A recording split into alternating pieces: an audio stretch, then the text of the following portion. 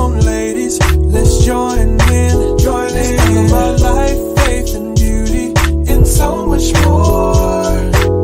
So let's empower each other and be informative. Yeah. So get inspired and have real, true queen conversation. That's our queen, yeah, conversation.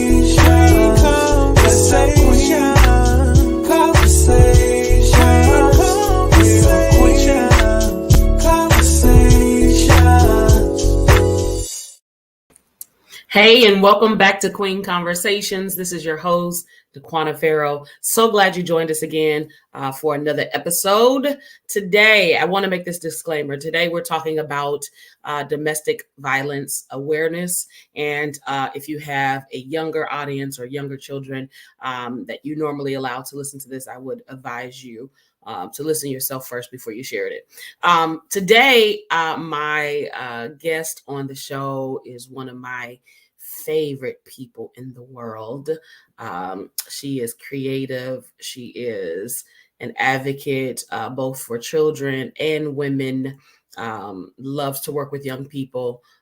She is creative as a stylist. She's creative in so many different ways, artistically and otherwise. I want to welcome to the show my sister, Dawan Culpepper. Hey, Dawan. Hey, sister. Thanks for having me. You are so welcome. Thank you for being willing to be a part of the show, and especially for this particular topic that is important, especially in the month of October, but every day.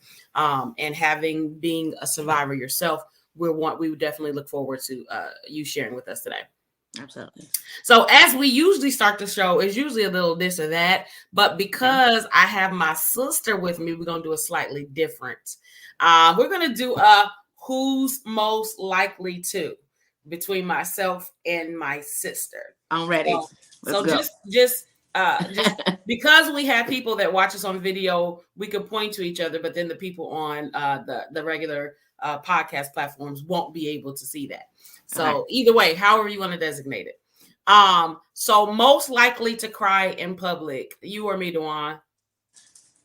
I would say neither. Hey, we a little gangster. If it happens, we go somewhere and be real discreet about it. Yeah, we definitely are not public criers. That is not a thing. But I would have to say, Dawan, if anybody did it, probably you, not me. Okay. Most likely to forget birthdays, definitely Daquana. Me. I forget everything. Most likely to be sleepy, Daquana. I go to bed early, y'all. I can't do it because I don't go to sleep. I just I take naps. I don't rest. You take a little rest here and there. So who's most likely to be impatient? That's me. I don't know. But Dawan, you it depends. Yeah, it definitely depends. Dawan could definitely be impatient too. So depends on what it is. But I probably me over Dawan. Most likely to fall while walking.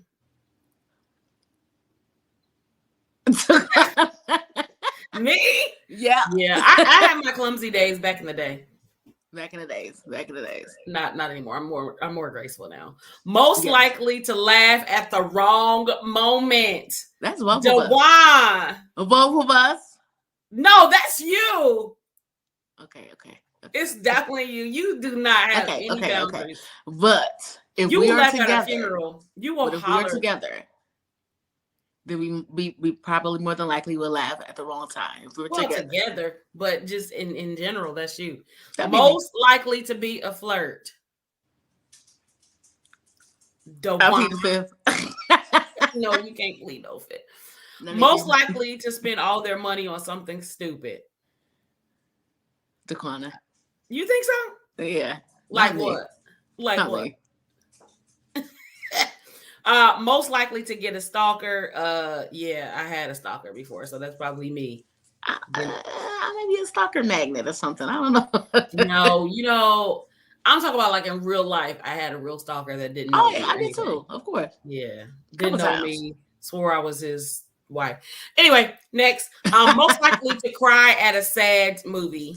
Definitely not me. I've never cried at any movie. No. Ever. Most likely to be a drama queen. Dawan. Yep, definitely. Maybe. Yeah, no, it's a sure thing. Most likely to listen to classical music, probably me, because I'm the nerdy one. But I will listen. But it's Yeah, not you my will first listen. choice. You open. Most likely to always be happy. That's Dawan, not I, because I don't be playing. Me, for sure. Most likely to skydive, for sure, me. Me. Definitely you. She ain't having it. Most likely to know all the words to the TV show theme song.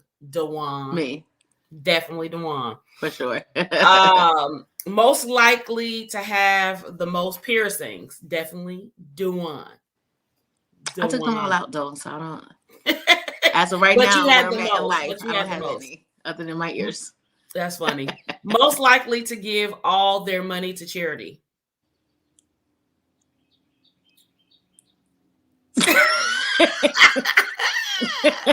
We don't know. Most likely to be the best at math. Daquana. I'm the nerdy one. That was fun. Thank you, Dawan, for playing along. Mm-hmm. So, Dawan, I want to talk to you because you, number one, you are a domestic violence survivor. Okay. And I want to talk because there are a lot of women in this audience. And there are many of them that may have experienced some of the things you experience. And then there may be some that haven't. But we want to make sure that we share with them in a way that allows them to avoid going through some of the tragic things you experience. Mm-hmm. So I want to talk about how it is that you found yourself in a relationship, or describe the relationship that you were in, or previous relationships that you were in, and some of the things that you saw and experienced that made them violent situations. Well, as in any situation or any relationship, at the beginning, it's always peaches and cream. Oh, they're the best. I love them. I'm in love with them. But after so long, because it's trying to give you, they're trying to give you this picture of who they possibly be, or they're trying to give you this picture of what they think you like. But however, if that's not the real them, the real self has to reveal, and because it becomes uncomfortable for them to be something they are not. Right. And so in most situations, you found yourself in the person that you were in the relationship with, they had a facade of who they wanted to present themselves. But after a period of time, their true character and their true behavior start to come out. That's very true. Okay. I would say it usually happens maybe after 30, 60 days. Really? Okay. Yeah. Yeah. So it's probably really hard for somebody to maintain a facade for a very long time. So 30 to 60 days is usually when you saw that they would basically flip the script. Okay. And some of the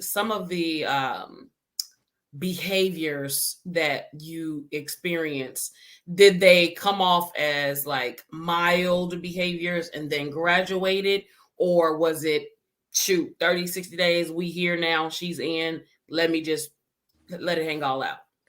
Well, in my experience, it came off as mild. And I'll give you an example. Trying to pick and choose your friends for you. Don't hang out with Charlie because Charlie has this type of background. Don't hang out with Melissa because Melissa dresses like this.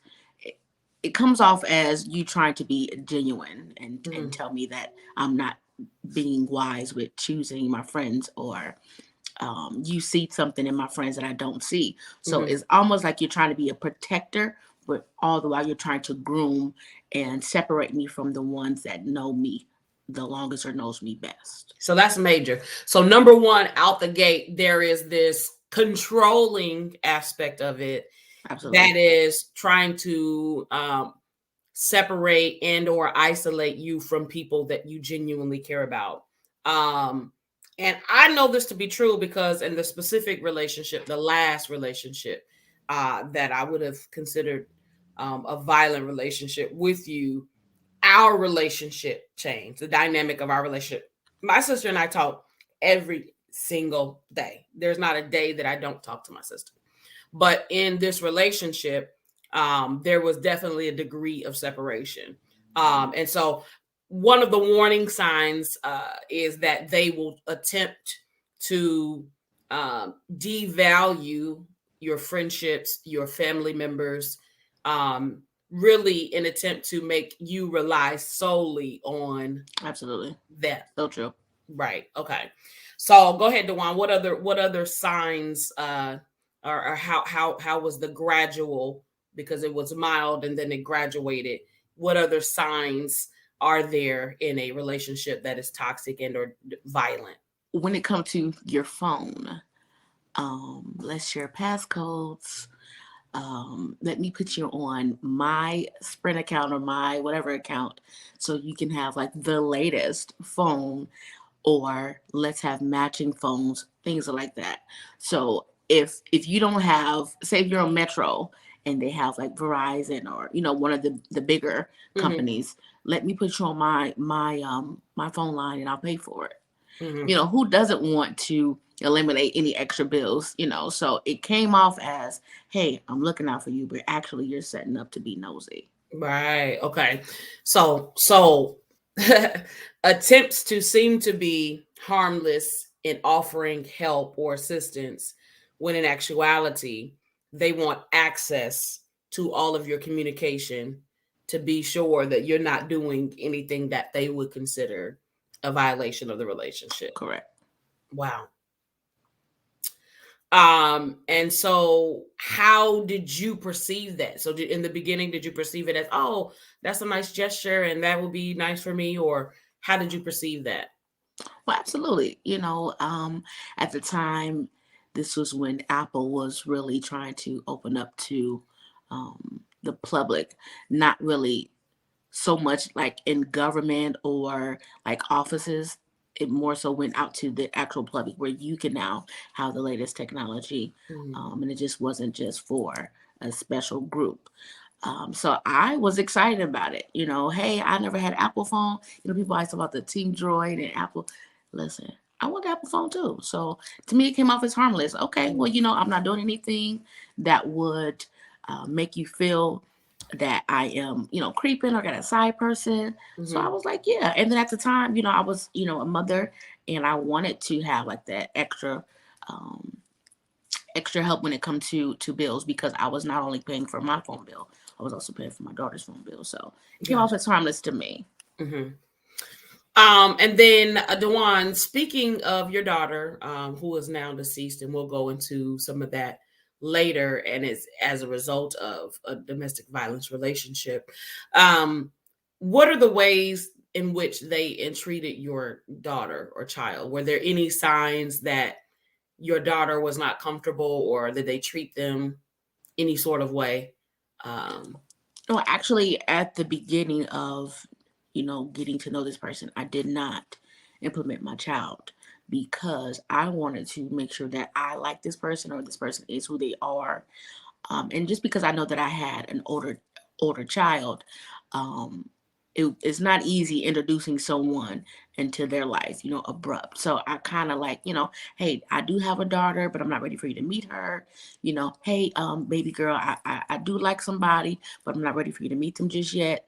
So I kind of just waited, waited a little while to introduce them to each other's world.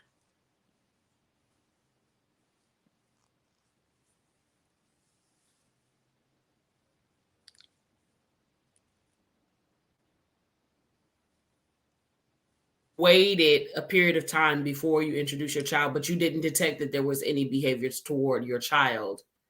Not until after I introduced uh, him to her.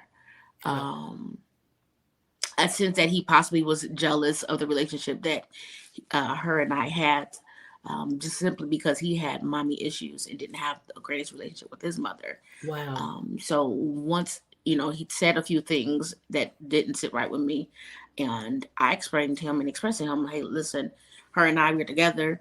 We've been together. She's my child. I'm her mother, and there's no one or anything that would allow me to separate from her. Wow. She is mine and I am hers. And Wow. if you're not able to coexist in our world as her and I are together, then it wouldn't be you and I. And I know Wow. her. I know what she would say. I know what she would do, and I know what she wouldn't do, and I know what she Okay. wouldn't say. So with that, was he accusatory towards her, saying she would say certain things or do certain things that were uncharacteristic of who she was? He he had told me that she asked him for money, and that's not a thing. She Right. knows exactly who to ask for some money if she need Or money, Amy. and he would not be one of them. Right. Okay. Okay. Wow. Okay. And then at what point then, Dawan, did the relationship take a turn for physical violence towards you? There was a friend of mine who had a birthday party, and once again, we're talking about friends that he wanted to separate from me being friends with. They had a birthday party, and I mentioned that, hey, I want to go, but due to the weather, I ended up changing my mind and not wanting to go. And then also because he made me feel so bad, I wanted to go hang out with this person after he done told me how he felt about them. Mm-hmm. So um, I want to say I had a conversation with the young lady. Hey, happy birthday. I'm not gonna be able to make it. And he didn't like me talking to them on the phone, so he snatched the phone and hung up on them. Mm. So that was the first sign, like, whoa. Right, of Right. aggression. Okay. And how did you feel after that occurrence? Were you like, this is not normal? Or were you like, well, he's just looking out for me? It was definitely alarming because I'm only 4'11" in stature, Mm-hmm. so and he was maybe 6'3", 6'4". Mm-hmm. So that definitely intimidating. So I didn't know what to think because first of all, this is not in his character that I have seen thus far with Right. He dating kept up him. that facade for a while. Yeah, so it was starting to seep out whom he really was, and I didn't care for any of that. Like, what are you? Why are you snatching my phone?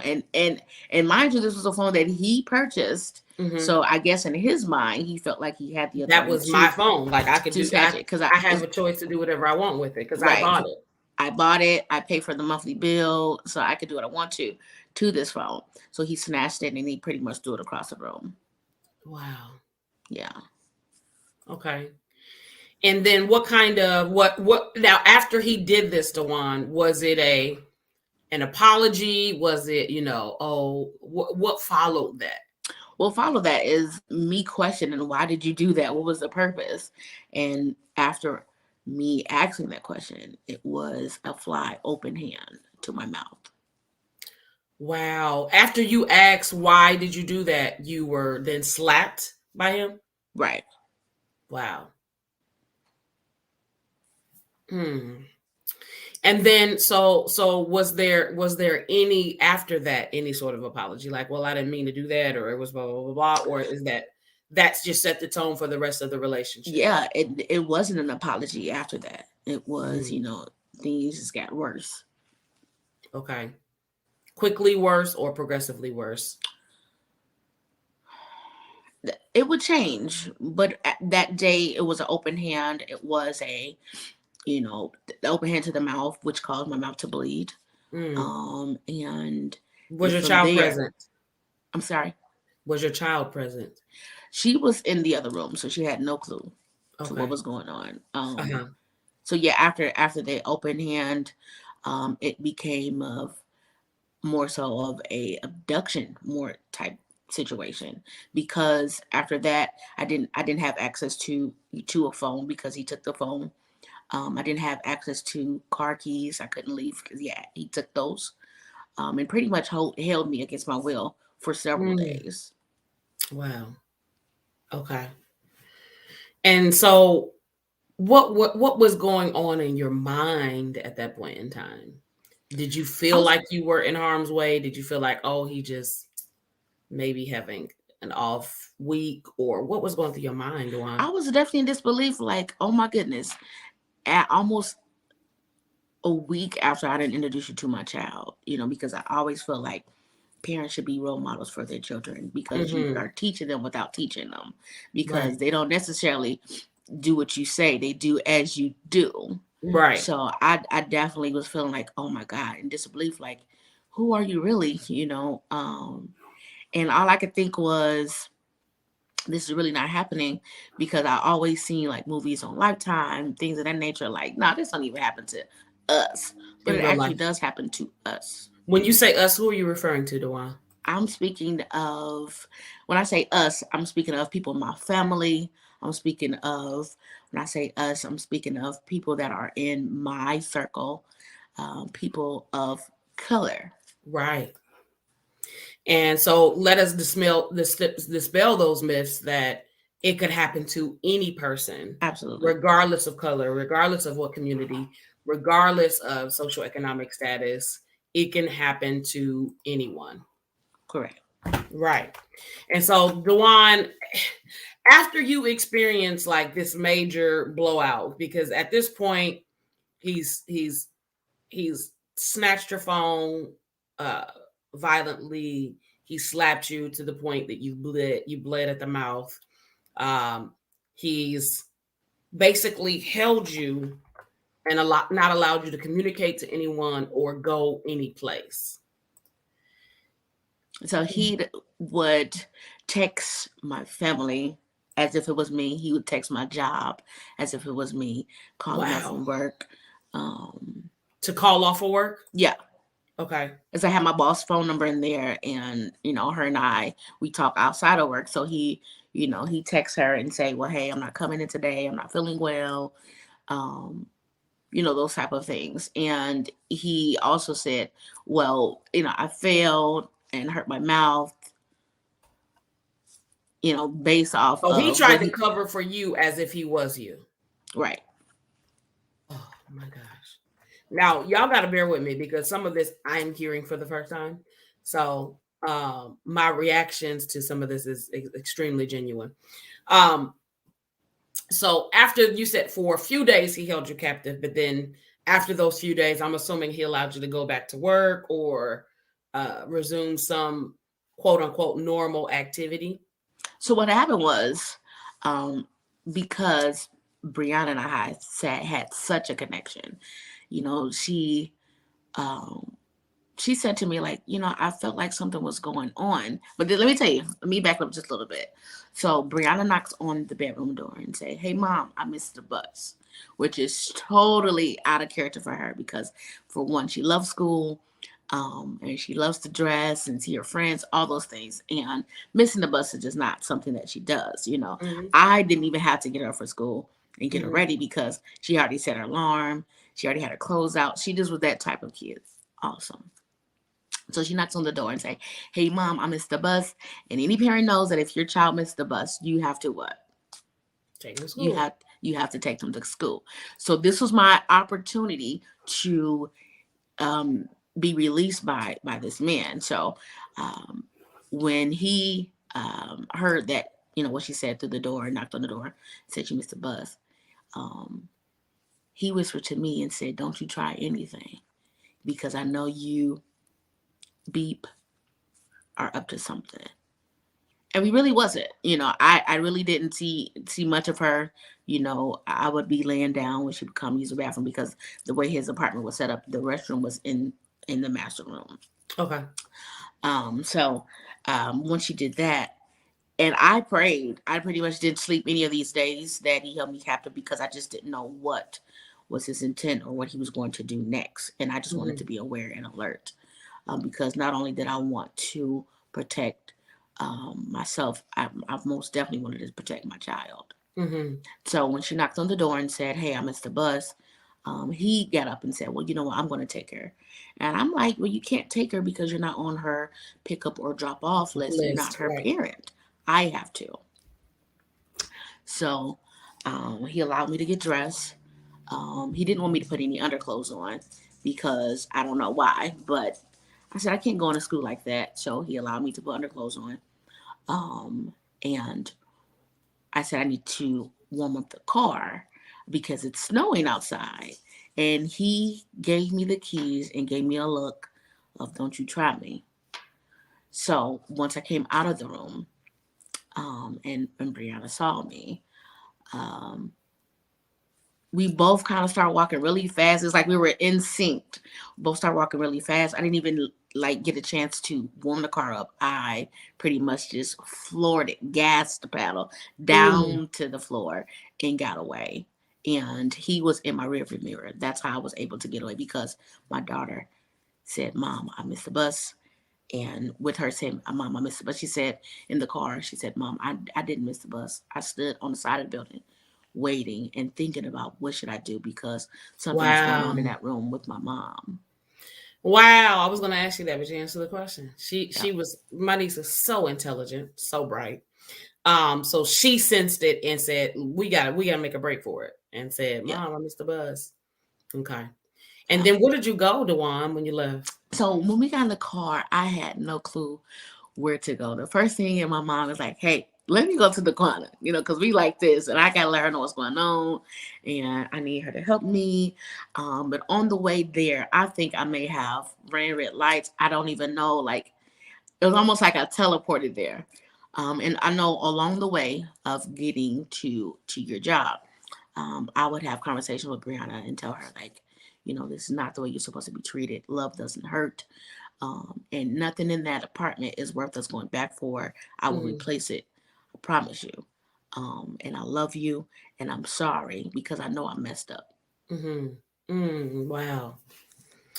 And so when you got to me, then my memory is blur. Okay, so when I Then got to you, you were shocked to see me. Like, well, what are you guys doing here? right. But I can tell that you were happy to see me, and I Yeah, I was. hadn't seen you in a while. I hadn't talked to you in a while. Like I said, we talked every day. Yeah. So we both were happy to see each other, and I just cried, and you're like, "We'll just go to my house. I'll be off. I'll try to get off early. And you can tell me about what you want to do with that." Mm-hmm. And at this particular time, it was my nephew's birthday, and I feel so bad because we were going to go out to eat and all those things and celebrate his birthday, but it turned out to be something totally different. Right, because of what was going on. Right. Um, and my nephew, I adopted my nephew, so he lived with me, and that was a part of my immediate family. And so Dewan, after you experienced that, you kind of made a break for it. Um, kind of got me up to speed to what was going on. How far into the relationship, as far as the timeline, were you? Well, I want to say I met him maybe October. Hmm. This was only January, Right. So very quickly. very quickly. Right. Okay. So then after that, you experienced that. Did you go back? There was a part of me that still communicated with him because I knew of all the mean and nasty, heinous things that he said he would do to my family. So I figured if I would just, keep him at ease by just conversating with him, maybe he won't do those things. Or maybe I can kind of manipulate him, make him feel like I still like him a little bit, just so I can protect my family because family is everything to me. Hmm. He said he would do things to, my sisters, my aunt, my daughter, and he pretty much kind of knew those people were like seriously connected to me. So it Any wasn't more strong connections, any family strong connections or friendship? He was not a fan of. right.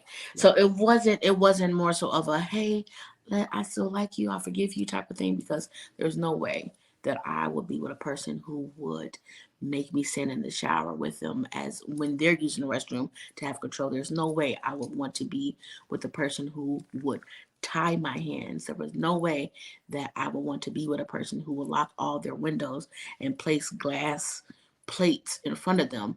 So if I try to escape, then those plates or things will fall. And and there's no way that I would So want to these be are realistic things that you experience: being absolutely, tied, your hands being tied, and absolutely. There's you no having to way. stand in the bathroom when they went to the bathroom or when they showered, you having to be There's afraid to touch the window because right. they had it rigged to where they would know if you touched the window. What did There's this do to you psychologically? Like, what space were you in, having to deal with these abnormal behaviors in a relationship? I kind of felt like, I deserve this because I got myself involved with this person. I kind of felt like, well, maybe I done something so wrong in my life that this was my karma, like, as people say. I felt as if I deserved it. So you were blaming yourself at that time. Okay. And that's a major, major, major thing. Also, something that people are experiencing mistreatment, abuse, any of that. It is not your fault Absolutely not. that a person cannot control themselves and that a person has urges to hurt you, hit you, um, psychologically torture you. It is not your fault. Okay. So then what proceeded from there? So at that point, you kept loose contact just as a means of trying to ensure that whatever ill promises he made toward you or threats he made towards you and our family, essentially that he didn't follow through on. So then what happened from there, Dawan? So after I'll go back just a little after I met with you at your job. I had to call the school and tell Brianna's not coming today. I just did not know what he was capable of, but I know he was capable of something. Mm-hmm. Just because it was past anger in his face, it was rage in his face. Okay. So I went to the police station later on that day, filed a report. There's this person who is, manipulating, abduction, rape, all those things. I Yeah, encountered that as well. I Those remember days that that. he held me captive. So in their eyes, they want you to, file a police report. They wanted me to do a rape kit, all these things that I know that would not stand up in the court of law, simply because prior to him doing these things, he was my boyfriend. So the rape thingy would be thrown out because I gave consent days prior to him doing these things. In your mind, that's what you were thinking. In my mind, that's what I was Okay. thinking. Okay. And then also when they say, we want you to get a protective order, and I grew up in, as you know, we grew up in, cities that if somebody want to touch you, you can be touched. And when I say that, I'm speaking of if they want to cause harm to you, they will do that. And it has nothing to do with the piece of paper. In my mind, Right. now to each his own. If you feel as if you're in that situation and you want to get a protective order and get it through the courts or whatnot, so be it. You should. And you do should. so. You should. However, I did not do that because I didn't feel like that was enough protection for me. Yeah. But why did you? There's one thing to feel like it's not enough, but then also it's something. It right? is. Something It is is. better than nothing. It is. However, he was already on, because he was recently released from, the prison system, and he was on parole. Um, parole officer never came over to visit while I was there. Um, the probation officer allowed him to live on their own after it's supposed to be living in a halfway house situation. Not sure how he was able to come up out of that, but he was able to live on his own and did not go see a probation or parole officer. So I didn't feel as if the system was monitoring him enough as is. So Okay. that's why I felt as if that was just not enough in my situation. Was there some part of you that felt like if I go that far, he's going to get in more trouble? Absolutely, because it's you're upsetting or poking the bear, as people say. Right. Okay. I thought she loved me, she should be able to forgive me, type thing. Why would she do that? Right. In Got my it. mind, that's what I thought.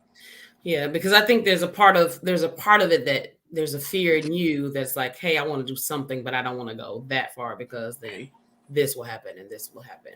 Okay, so then after you filed the report and all of that, tell me what progressed or how it progressed from there. So after I filed the report, I kind of went back to work, because I wasn't receiving any type of benefits from the system. So if I'm not working, I'm not eating. If I'm not working, I'm not paying bills. So I went back to work.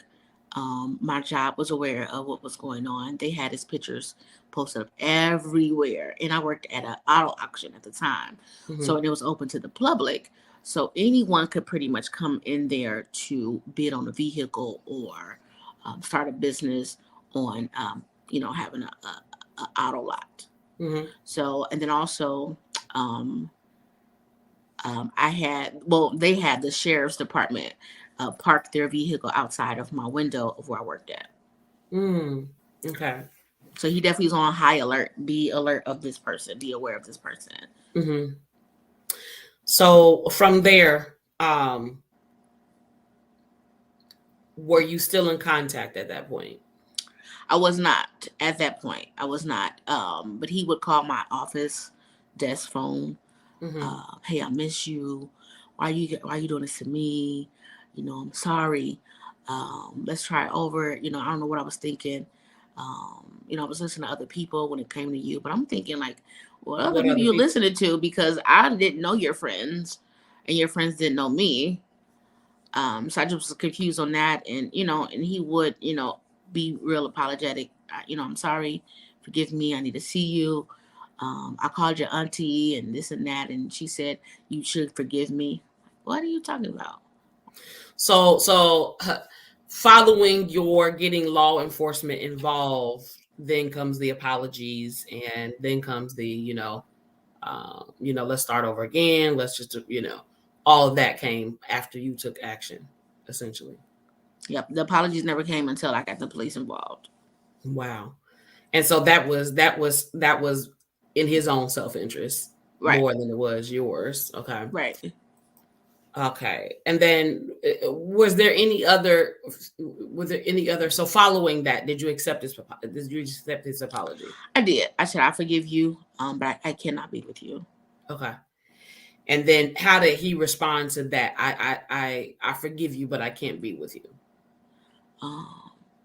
It was one of those long, wow, got one of those, as if, he deserved to be forgiven, or he deserves a second chance. And what actions did he take after that? I'm sorry, you said again? What actions did he take after that? After you said, I love you. I think that was forgive you, but I can't the be beginning of him becoming obsessed. More and obsessed. Becoming a stalker. Okay. So when you say stalking you, what was he doing? I do believe he had come to my job, and sat in the parking lot, but not near where my window was. I believe that happened. Okay. On multiple occasions, or just once? I do believe that he sat outside of my home that I had on multiple occasions. Okay. And there was a situation where I went to my aunt's house, and he was there when I got there. But you didn't know he was going to be there. His purpose of being there was, I need to give you your house keys, so I still have your keys. You know how, when you're in a relationship, hold on to any little thing so you can. Yes, you know how you're in a relationship and they try to, you left this toothbrush, you left this bobby pin, like, you was gonna throw that away. But I think that was his way of trying to see me. Okay. And then how did things escalate from there? The more that I did not talk to him, I think that's the more angry he got. Right. Or became.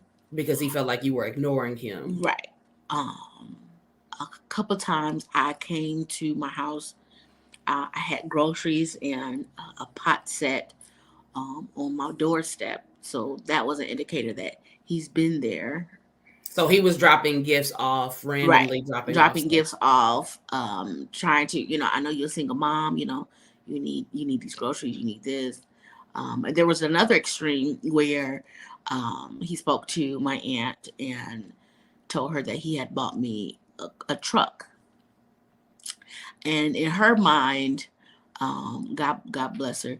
God rest her soul. Right. Can kind of like, I want to say maybe her upbringing, or back in her days, it was okay to accept material things as a peace offering or accept money, to say, hey, I forgive you. So I took her advice, and she said, well, you drive my vehicle because you don't have one right now. So I feel like you should accept the truck. Go ahead and get the truck. You need your car, you and your baby. It's snowing outside, and that's a really good vehicle for the snow.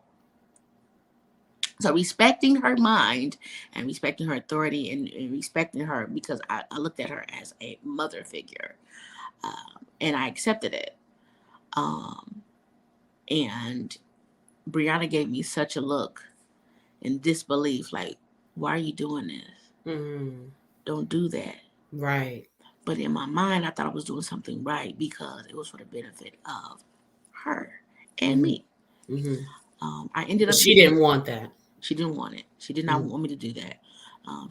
This was the first time I've ever seen her, storm off with an attitude, because she just didn't do that with me. She stormed off with an attitude and started walking off. But I didn't really attend to that. I was going to attend to that when I came back. So I ended up getting in the car with he and another guy. I didn't know him. So I can go do the registration and all those things to get the car registered over to me and get the keys and things. So everything was fine until after I signed the paperwork and put it in my name. And when we came out of the license bureau place, he snatched it and called me a stupid MFer. You think I was going to give you this? This is the only way you was going to be back with me, is if I gave you this. I should kill you right now. But I ain't going to do it because people were out here looking. So as soon as you took that vehicle, got it switched over to your name, he was then threatening you right away. Threatening me right away. Threatening me again. And I'm thinking to myself, like, how stupid can I be?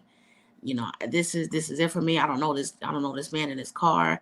And I at this point, I definitely don't know who he is, because who he was is totally not who I met. But thankfully, dropped me back off at my aunt's house, and I never seen him again. Okay. Okay. At that point. So then we're moving closer to one of the more critical events in the situation concerning your relationship. What was then the next encounter with him? I want to say maybe the stalking became more intense, because there were other people that are near and dear to me that say, I think I just saw so and so, right? Was that just, I would get texts and phone calls like, I just say, such and such is near your house. And I since the first encounter of him being violent, I wasn't at home as much.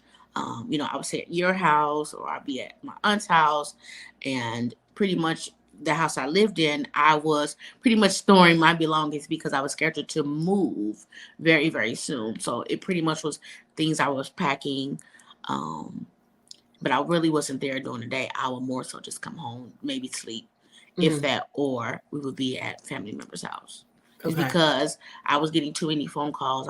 I was feeling eerie every time that I would go home, just because I knew I lived on a street that was pretty much ducked off, and it really didn't have a whole lot of visibility. Right. Yeah. Okay. And then what happened? Okay. So this was tax weekend. Listen, we about to live it up. We got them taxes back. And when you got a dependent, they're gonna give you at least $4,000 at the minimum. And so I always be honest and keep it real with me, with my daughter. Hey, listen, we got this much. I'm gonna allow you to spend this much. You can have 2 friends. That's it. Come over. We can get a room. We can do whatever you like. The weekend is yours. Okay. So she had a best friend that she had met at our new school, because, it's a new school because I just recently moved to the Dayton area after living in the suburbs for quite some time. So we picked her up. This was on a Saturday. We had picked her up. They both were like in the Young Scholars program, as well as going to school together. So picked them up and I told her, hey, let's go to the mall. And I even allowed her to get some Jordans. I don't even like my daughter wear tomboyish things or high tops. No, don't wear them because you just can't. So I even allowed her to do that. So we picked them up and we had a good time, and we ended up not getting a room because we got tired so late. It really wasn't like it just didn't make sense to get a room at 10:30 or 11 o'clock at night. And plus the type of room I would want us to stay in. Just want to get your money's worth. So we ended up just staying at my home that I had. And something really, really was weird when I had woke up the next morning. My phone, it was, which would have been Sunday because you said Saturday, right? yeah, this was on this Saturday that we all ended up staying at the house. But the when you next woke up morning, on which was a Sunday, my phone had his name displayed as if I fell asleep talking to him on the phone, which I know I would not have done that.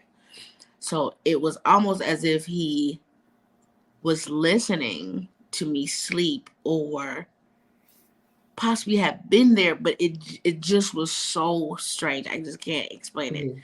But I didn't think anything of that. I'm like, well, that's weird. Or maybe because I slept on my phone, maybe I done but dialed, as people accidentally say. dialed it, right? Yeah. So I didn't think anything of that. Just, hung up the phone.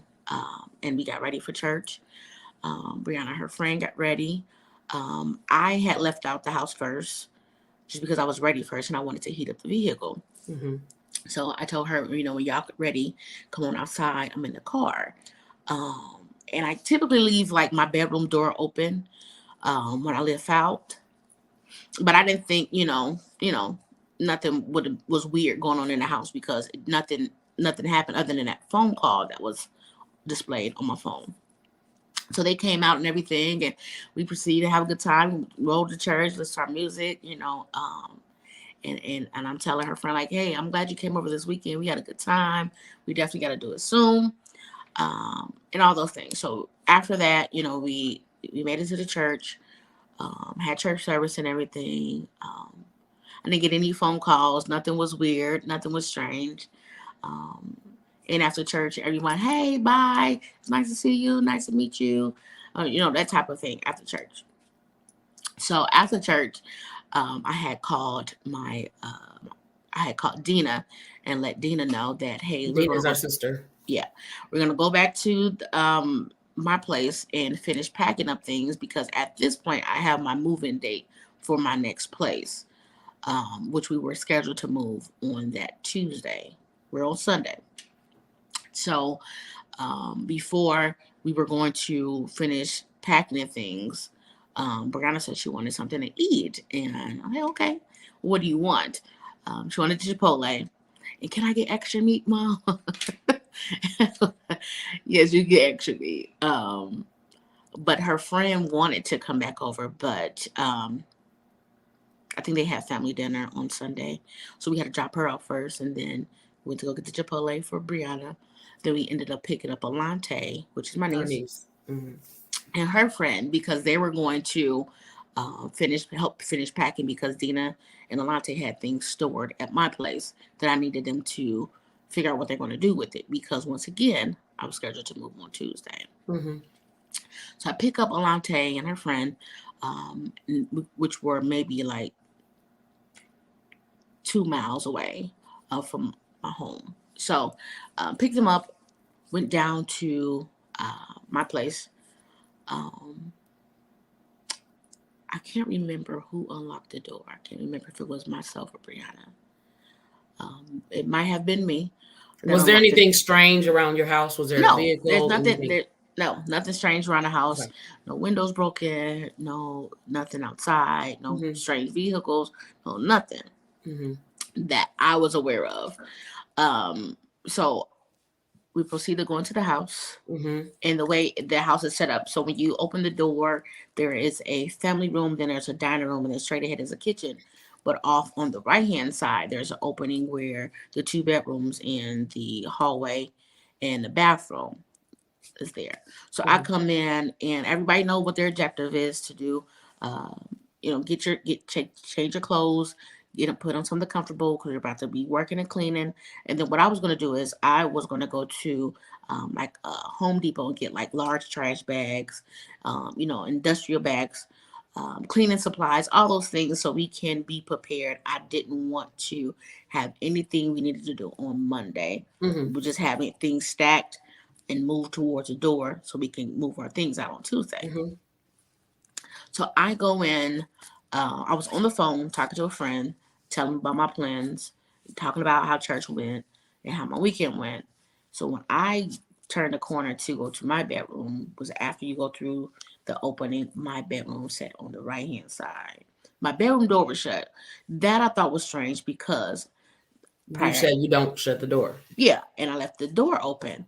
So in my mind, I didn't think that was anything alarming. Maybe Brianna went into get some spray, or something like that, or get a pair of earrings or a necklace of mine, how we like to borrow, So when I opened the door, there he was. Wow. With gloves, kind of like a Scully type hat on, and a loaded gun. I didn't know it was loaded, but it was a gun in my face. Wow. What did he say? He told me, shh, because he startled me. I'm like, that's not what I expected when I opened the bedroom door. Right. And there he was, with a gun in my face. And he told me to shh because I did yell out because he startled me. And when that happened, Brianna immediately came around the corner. And he didn't even ask any questions. He didn't say, get out of here, any of those things. He opened fire. He shot her. Immediately. After that first shot, I was in disbelief. It was more so like a Matrix type of slow motion type thing. Like I just, what I saw in my brain, it just was not connecting. I just couldn't connect. You couldn't process that. I couldn't process it. Like, did you just shoot my baby? Like, wow. And he said, B, as in a cuss word, I told you I was a murderer. I told you I'll do what I do. Wow. And then proceeds to shoot her again in her face. So she took 2 bullets. Yeah. Okay. And then what happened? I want to say I kind of shoved him out the way because with the second shot, this got to be real, because that's when I saw blood leaking from her face. And I go down to her side immediately. She was just laying there. She, she didn't say anything. I didn't hear a moan or groan or even like any type of mumbling words. And I goes to pull her to me to try to pick her up. But she seemed so heavy, like I couldn't. So I'm grabbing and pulling at her. I'm like, come on, baby, get up. And he says, F that, we gotta go. As if she was nothing. And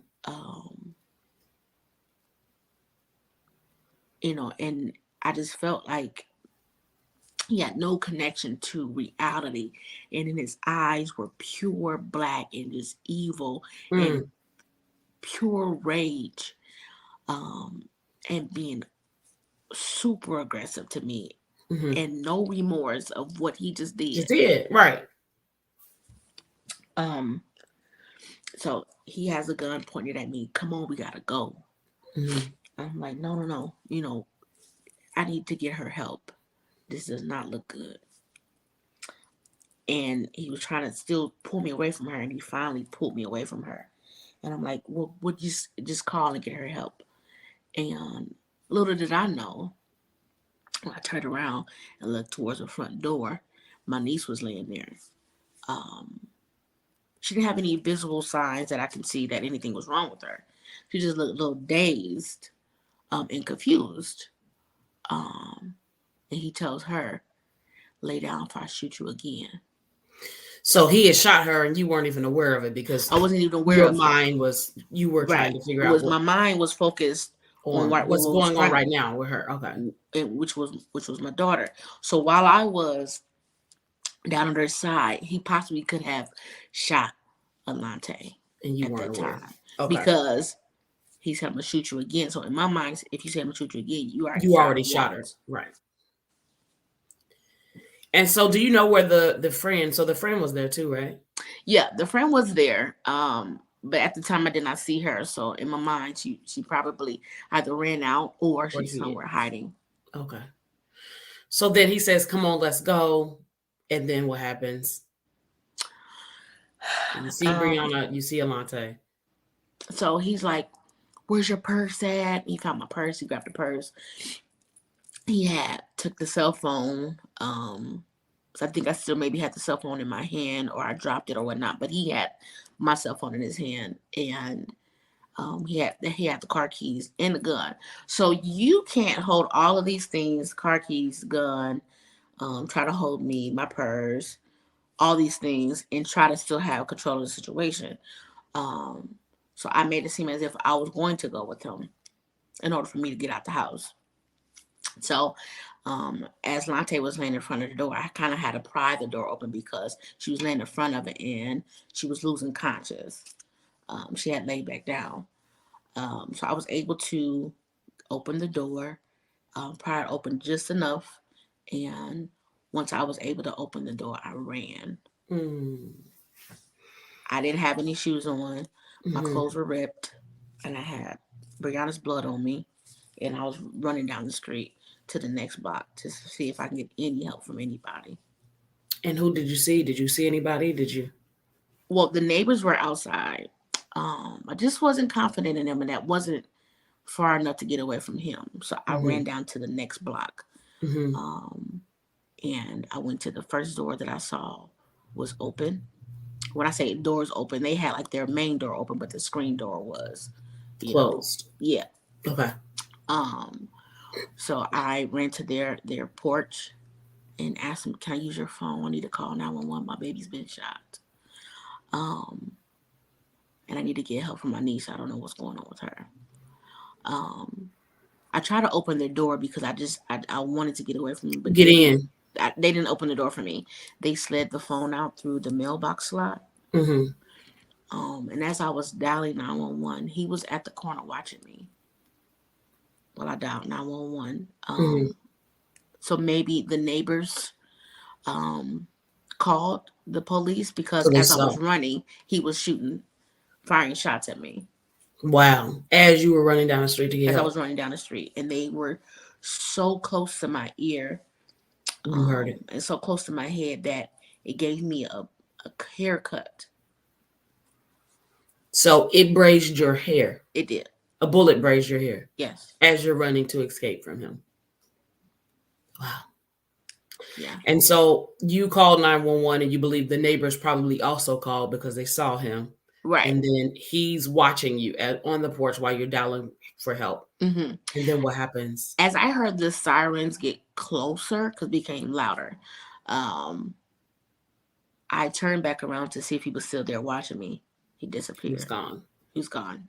Wow. So the dispatch told me, well, the police are on their way and the ambulance are too. Said I felt a little bit safer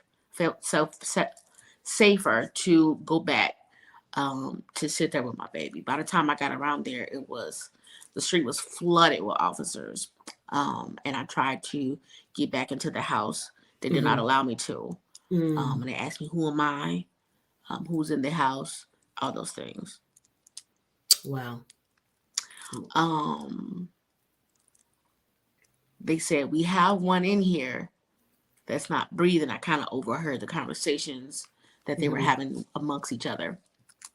And while I was there, they pulled me away from my home and made me sit in the back seat of the police car. And I told the officer, "Do not shut this door. I'm going to have my feet dangling out of here, and I need to see what's going on. I need to see who come out the house."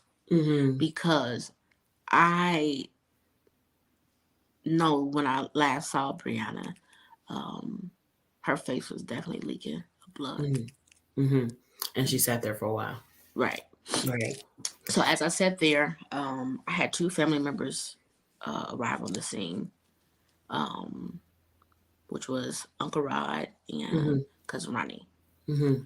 Um, I don't know how they knew about any of these things because I didn't even get to call nobody. They So just when I showed up. did get a chance to call somebody, I called you. Okay. I recall.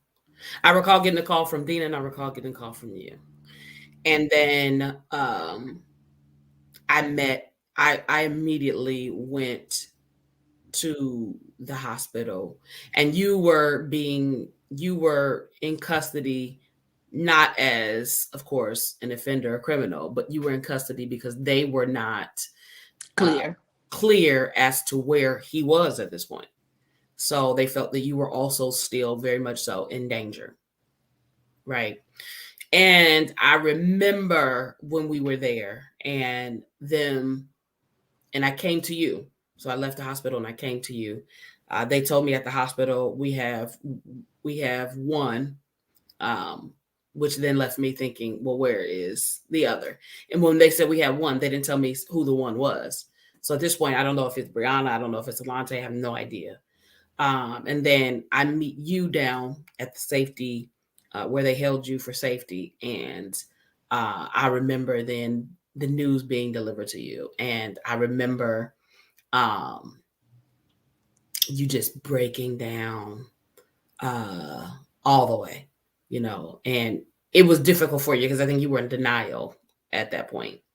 How did you feel? How did you actually feel in that moment? Do you remember how you felt?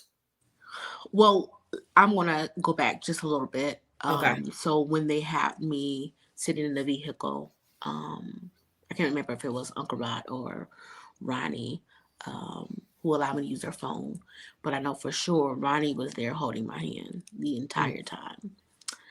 Um, I was like my favorite cousin.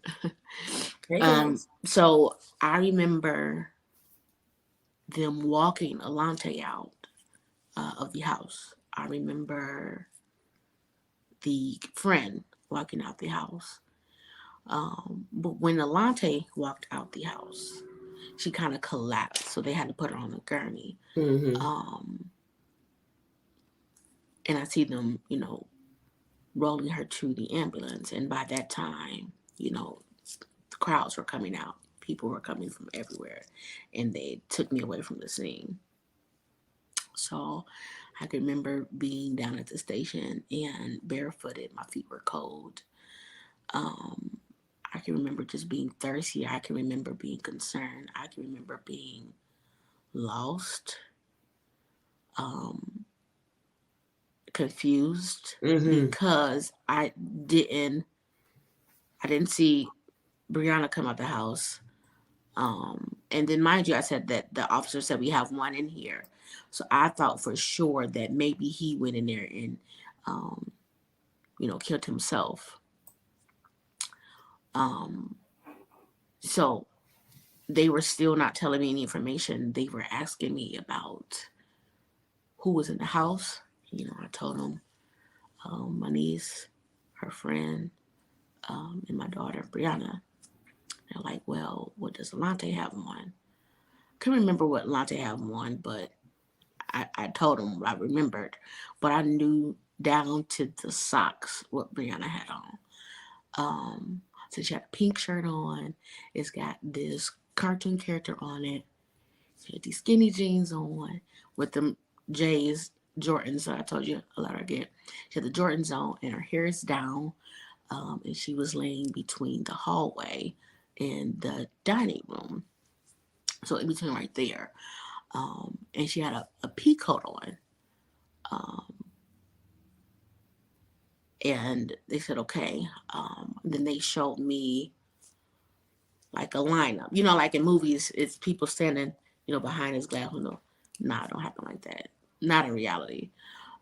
So they showed me a lineup with different photos, as if the photos were like from like an ID, state ID. So those type Mm-hmm. of pictures, they showed it to me in black and white, and then they showed it to me in color. Um, so they showed me in black and white first. I said, that's him right there.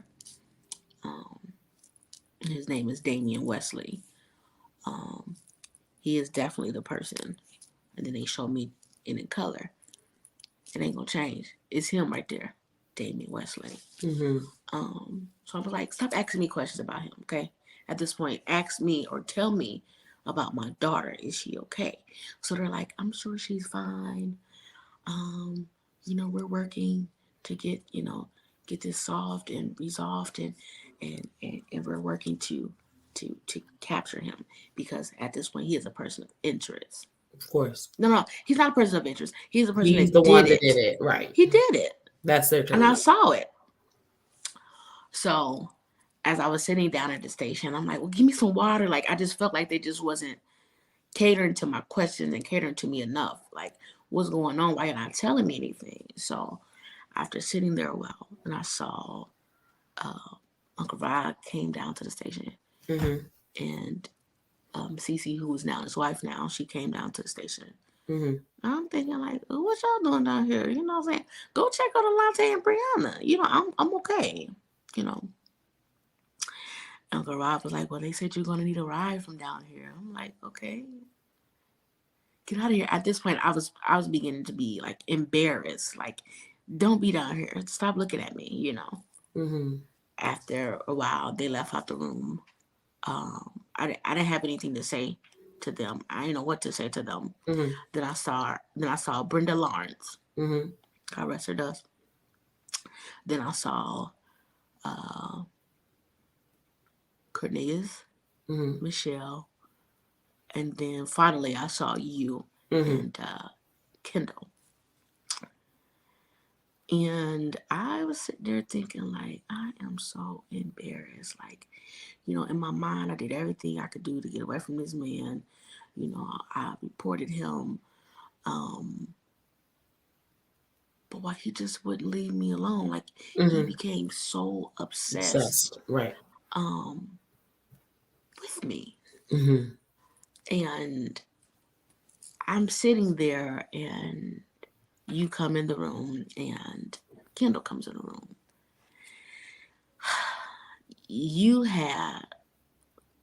I've never seen your face that sad before. Mm-hmm.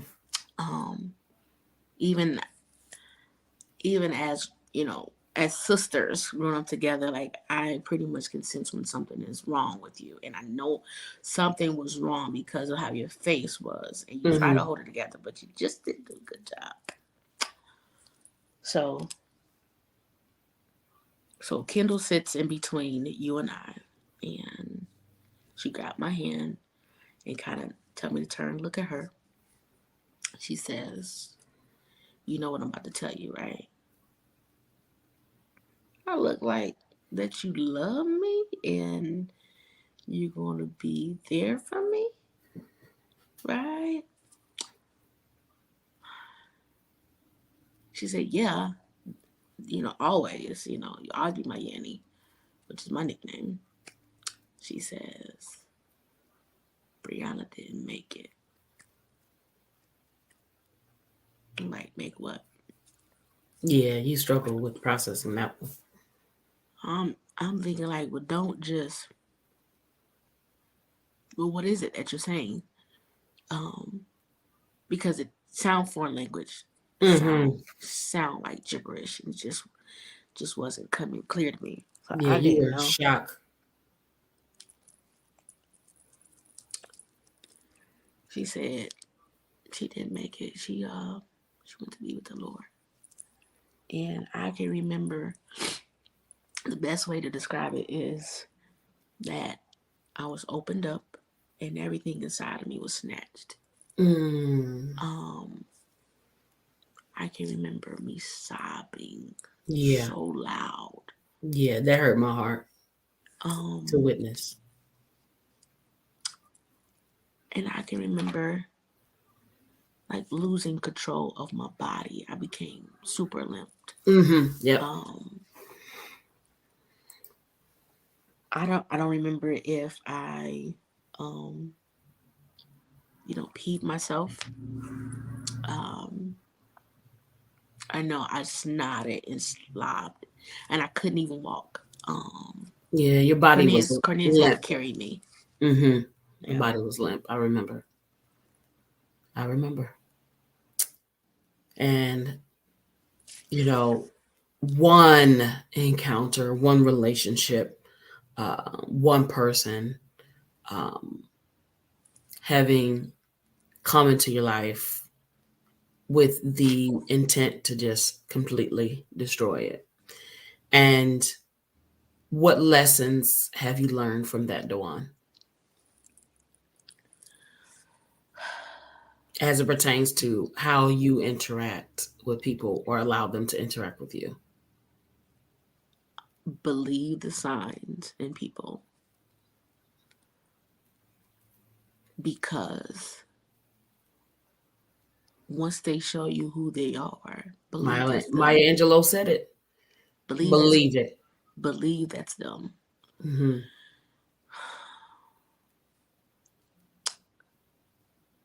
Ask the right questions when getting to know someone. You know, are there any mental health concerns? Do you take meds? Mm-hmm. How's your childhood? What's your upbringing? How's Mm-hmm. your relationship with your mother? Because I've always heard how you deal with your mother is how you would deal with your significant other. Mm-hmm. And it's so true. I didn't believe that, like, well, some people just don't get along with their mama like that. But yeah, how he treats his mother with how he treats you, Mm-hmm. or vice versa. So definitely believe in the signs of Mm-hmm. a person. Ask the right questions. Mm-hmm. Um, Ask your children questions, Mm-hmm. because you know they can tell signs of things too, Mm-hmm. and they know what can fit for them too. That's Mm-hmm. very important. Um, and take your time with things. If someone wants to rush things, Mm-hmm. why we rush it? Yeah, that's Yeah, good. That's yeah. good. And then once you experience a sign of the physicality or abuse, what do you suggest once you're in it? You have to be brave. You have to decide what's important. Mm-hmm. Is this worth it? Mm-hmm. Especially if you have children. Yeah. Um, Especially if you have daughters. Um, know what's important. Be Mm-hmm. brave. Mm-hmm. Maybe you could set a code word with one of your friends, or maybe depending on the relationship you have with your children, maybe you can set a code word for them as well. Um, have a plan to escape that, because it don't get better. It can get worse. That's great advice, Dawn. Great advice. So if you're out there and you have dealt with or dealing with domestic violence, you do not have to stay. You do not have to deal. You do not have to tolerate. And there's help for you. So we want to, those of you that are watching, you see a number scrolling across the bottom of the screen for the National Domestic Violence Hotline. There are resources. There are people that are willing to help you. That number is 1-866-799, then the word safe, 7233. Reach out to someone, reach out to your family members, reach out to law enforcement, do what you have to do to keep yourself and your children safe. It's not easy to navigate. We know that. We've experienced that. My family has been deeply impacted by what Dawan has experienced and the loss of our niece. And I just want you all to know that there's help for you, there's safety for you. Um, do everything in your power. Don't have the mentality that it'll never be enough. Do everything that you can to keep Absolutely. yourself and those that you love safe. Okay. Dawan, I am so proud of you. Dawan has come out of the situation better than she was before.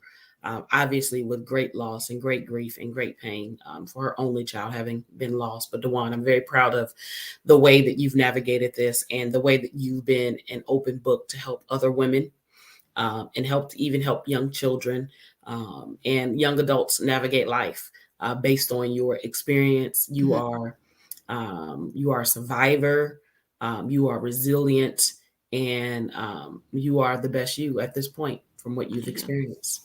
And so I thank you today. Thank you. Being so candid and honest. Again, some of these details are details that I have not heard before because we just had not sit down to discuss them, but she was willing to be an open book for Queen Conversations. I want you all to share this with someone that you know is being impacted by this, and also so that you know the signs of when someone you love is being abused and taken advantage of.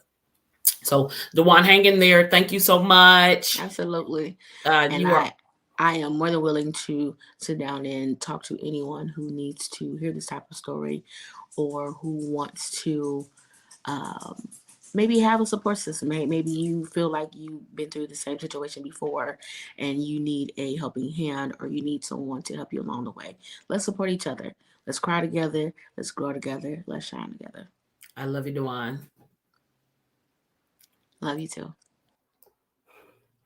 So thank you all so much. This is not the typical tone of the show, but very necessary for the month of October. We wanted to make sure that we highlight a survivor and that you all know that there is help, there is hope. As always, I say, if you're living for yourself, you're not living at all. Thank you for joining Queen Conversations today. Come on, ladies, let's join in.